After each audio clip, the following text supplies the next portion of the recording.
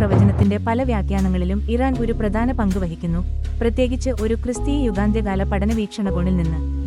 ബൈബിളിൽ ഇറാനെ സാധാരണയായി അതിന്റെ പുരാതന പേരുകളിൽ, പ്രധാനമായും പേർഷ്യന്ന് പരാമർശിക്കുന്നു.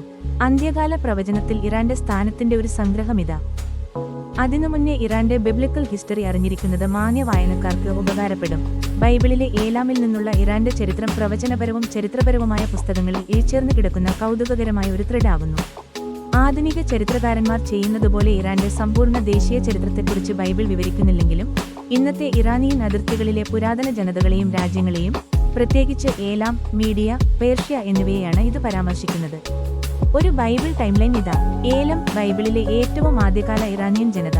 സ്ഥലം, തെക്കുപടിഞ്ഞാറൻ ഇറാൻ, ആധുനിക ഖുസസ്ഥാൻ. ആദ്യ പരാമർശം ഉൽപ്പത്തി 10:22. ഷേമിന്റെ മക്കൾ: ഏലാം, അശ്ശൂർ, അർഫക്സദ്, ലൂദ്, അരാം. ഏലാം ഷേമിന്റെ ഒരു മകനാണ്.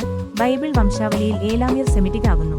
ഭാഷാപരമായി അവർ സെമിറ്റിക് അല്ലെങ്കിലും യിരെമ്യാവ് 49:34 മുതൽ 39 വരെ ഏലാമിനെതിരെ ഒരു പ്രവചനം അടങ്ങിയിരിക്കുന്നു.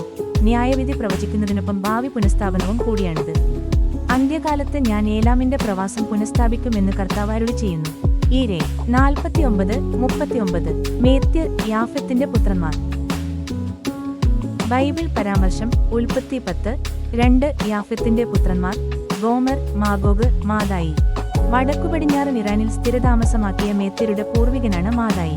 ദാനിയേൽ 5:28-ലും 6:28-ലും മേത്യർ പേർഷ്യക്കാരോടൊപ്പം ബാബിലോൺ കീഴടക്കുന്നു. ബാബിലോണിനെതിരായ ദൈവത്തിന്റെ ന്യായവിധിയുടെ ഉപകരണങ്ങളായി മേത്യരെ യേശയ്യാവ് 13:17-ലും പരാമർശിക്കുന്നു. പേർഷ്യക്കാർ ആരാണ്? BC 1000-900 കാലഘട്ടത്തിൽ ഇന്നത്തെ ഇറാനിലേക്ക് കുടിയേറിയ നിരവധി ഇന്തോ ഇറാനിയൻ, ആര്യൻ ഗോത്രങ്ങളിൽ ഒന്നായിരുന്നു പേർഷ്യക്കാർ. പാസ എന്നും അറിയപ്പെടുന്നു. ഇറാന്റെ തെക്കുപടിഞ്ഞാറൻ പ്രദേശമായ പാസ, ആധുനിക ഫാർസ് പ്രവിശ്യ എന്ന സ്ഥലത്ത് അവർ താമസമാക്കി. അതിനാലാണ് പേർഷ്യയ്ക്ക് ആ പേര് ലഭിച്ചത്. പേർഷ്യക്കാരുടെ ഉത്ഭവം. പാസ. ചരിത്രപരവും ഭാഷാപരവുമായ ഉത്ഭവം. പേർഷ്യക്കാർ മധ്യേഷ്യൻ പുൽമേടുകളിൽ നിന്നാണ് വന്നത്, ഒരുപക്ഷെ ആധുനിക ദക്ഷിണ റഷ്യ, തുർക്ക്മെനിസ്ഥാൻ, കസാക്കിസ്ഥാൻ എന്നിവിടങ്ങളിൽ നിന്ന്. അവർ ഇന്തോ യൂറോപ്യൻ ഭാഷാ കുടുംബത്തിന്റെ ഭാഗമാണ്. മേത്യർ, പാർത്തിയൻ, സ്കിത്തിയൻസ്, ബാക്ട്രിയൻ തുടങ്ങിയ മറ്റ് ഇറാനിയൻ ഗോത്രങ്ങളുമായി ചേർന്ന് തെക്കോട്ട് കുടിയേറി. ആദ്യം രേഖപ്പെടുത്തിയ പരാമർശം പാർസ എന്ന പദം BC 844-ൽ അസീറിയൻ രേഖകളിൽ കാണപ്പെടുന്നു. പേർഷ്യൻ രാജവംശത്തിന്റെ അർദ്ധ ഇതിഹാസ സ്ഥാപകനായ അക്കീമെനസ് ഈ കാലഘട്ടത്തിലാണ് ജീവിച്ചിരുന്നത്. ബൈബിളിലെ പേർഷ്യക്കാർ ബാബിലോണിയൻ സാമ്രാജ്യത്തിനു ശേഷമുള്ള ഉയർന്നുവരുന്ന ശക്തിയായി പേർഷ്യക്കാരെ ബൈബിൾ പരാമർശിക്കുന്നു. യെശയ്യാവ് 45:1 യഹോവ തന്റെ അഭിഷിക്തനായ സൈറസിനോട് ഇപ്രകാരം അരുളി ചെയ്യുന്നു. ദാനിയേൽ 5:28 നിന്റെ രാജ്യം വിഭജിക്കപ്പെട്ട് മേത്യർക്കും പേർഷ്യക്കാർക്കും നൽകിയിരിക്കുന്നു. എസ്തേർ പേർഷ്യൻ സാമ്രാജ്യം ഇന്ത്യ മുതൽ എത്യോപ്യ വരെ ഭരിക്കുന്നു.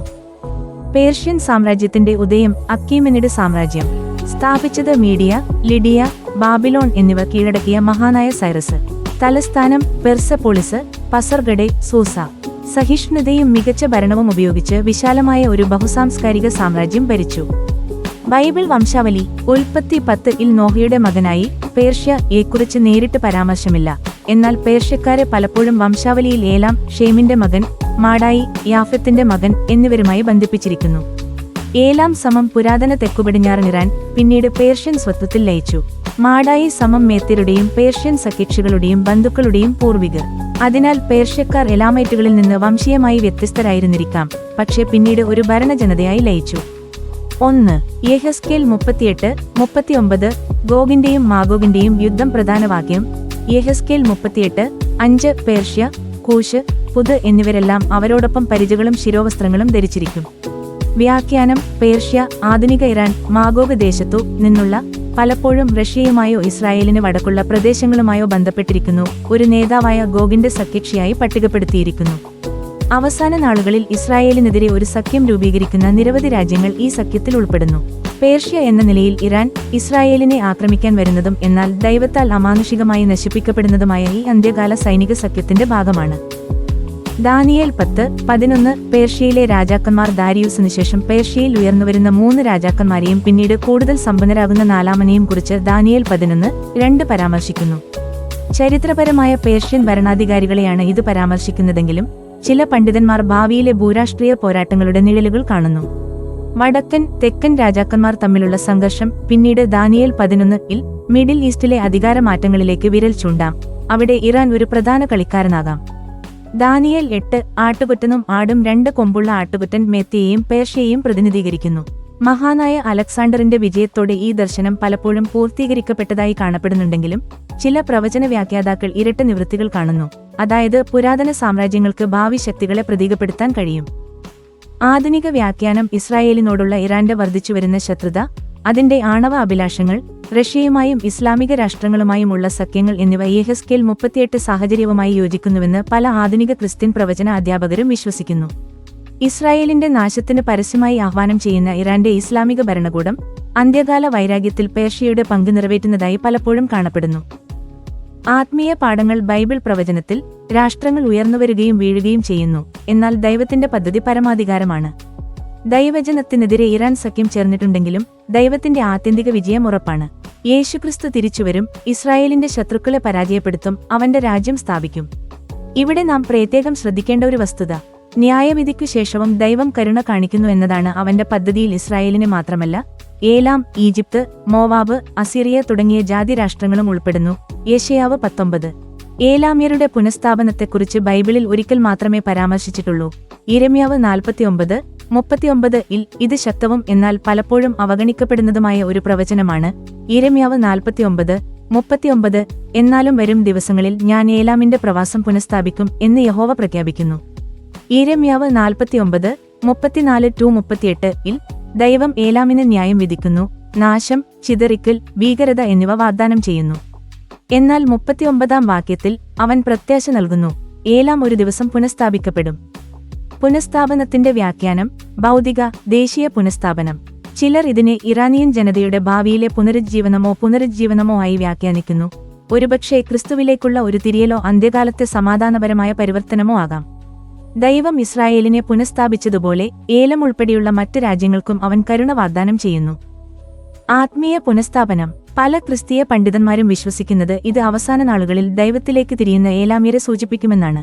പ്രവൃത്തികൾ 2:9 പെന്തക്കോസ്തിൽ ഏലാമ്യർ സന്നിഹിതരായിരുന്നു, അവർ സുവിശേഷം കേട്ടു. ഏലാമിന്റെ ആത്മീയ പുനഃസ്ഥാപനത്തിന്റെ ആദ്യപടിയായി ഇതിനെ കാണുന്നു. അന്ത്യകാല പ്രവചന നിവൃത്തി. യിരെമ്യാവ് 49 പുനഃസ്ഥാപനം ക്രിസ്തുവിന്റെ സഹസ്രാബ്ദ വാഴ്ചക്കാലത്തോ അതിനുശേഷമോ നിവൃത്തിയേറാൻ സാധ്യതയുണ്ട്. അന്ന് പല ജനതകളും ദൈവരാജ്യത്തിൻ കീഴിൽ പുതുക്കൽ അനുഭവിക്കുന്നു. ഇറാനു വേണ്ടി നമുക്ക് പ്രാർത്ഥിക്കാം. സ്വർഗസ്ഥനായ പിതാവേ, അങ്ങ് എല്ലാ ജനതകളുടെയും ദൈവമാണ്, നീതിപൂർവം വിധിക്കുകയും അചഞ്ചലമായ സ്നേഹത്തോടെ പുനഃസ്ഥാപിക്കുകയും ചെയ്യുന്നവൻ. പ്രവാചകനായ യിരെമ്യ മുഖാന്തരമുള്ള വചനം ഞങ്ങൾ ഓർക്കുന്നു. എന്നിരുന്നാലും വരും ദിവസങ്ങളിൽ ഞാൻ ഏലാമിന്റെ പ്രവാസം പുനഃസ്ഥാപിക്കും, കർത്താവ് പ്രഖ്യാപിക്കുന്നു. കർത്താവെ, ഇന്ന് ഞങ്ങൾ ഏലാം ദേശത്തെ, പേർഷ്യയിലെ പുരാതന ജനതയെ, ആധുനിക ഇറാൻ രാഷ്ട്രത്തെ ഓർത്തു പ്രാർത്ഥിക്കുന്നു. അവരുടെ കഷ്ടപ്പാടുകൾ, ചിതറിക്കൽ, അഭിമാനം, വേദന എന്നിവ നീ കണ്ടു. എന്നാൽ ന്യായവിധിക്കപ്പുറം പ്രത്യാശയും അങ്ങ് വാഗ്ദാനം ചെയ്തിട്ടുണ്ട്. ഇറാന്റെ ഹൃദയത്തിൽ ഒരു ആത്മീയ ഉണർവിനായി ഞങ്ങൾ പ്രാർത്ഥിക്കുന്നു. അടിച്ചമർത്തലിന്റെ ചങ്ങലകൾ പൊട്ടിക്കപ്പെടാനും ഹൃദയങ്ങൾ പുത്രനായ യേശുക്രിസ്തുവിലേക്ക് തിരിയാനും ഞങ്ങൾ പ്രാർത്ഥിക്കുന്നു. ഏലാമിന്റെ മക്കൾ സത്യത്തിലും സമാധാനത്തിലും സത്യവും ജീവനുള്ള ദൈവത്തെ ആരാധിക്കുന്നതിലും ഉയർത്തെഴുന്നേൽക്കണമെന്ന് ഞങ്ങൾ പ്രാർത്ഥിക്കുന്നു. പ്രവൃത്തികൾ 2 ഏലാമ്യരുടെ മേൽ ഒരിക്കൽ വന്നതുപോലെ പെന്തക്കോസ്തിന്റെ ആത്മാവ് വീണ്ടും വരാൻ ഞങ്ങൾ പ്രാർത്ഥിക്കുന്നു. കർത്താവെ, നിന്റെ വാഗ്ദാനം നിറവേറുന്ന ദിവസം വേഗത്തിലാക്കണമേ. നിന്റെ സിംഹാസനത്തിൽ ആരാധിക്കുന്ന ജനതകളുടെ കൂട്ടത്തിൽ ഇറാനിയും എണ്ണണമേ. പുരാതന മുറിവുകൾ സുഖപ്പെടട്ടെ, പുരാതന ജനത പുനഃസ്ഥാപിക്കപ്പെടട്ടെ.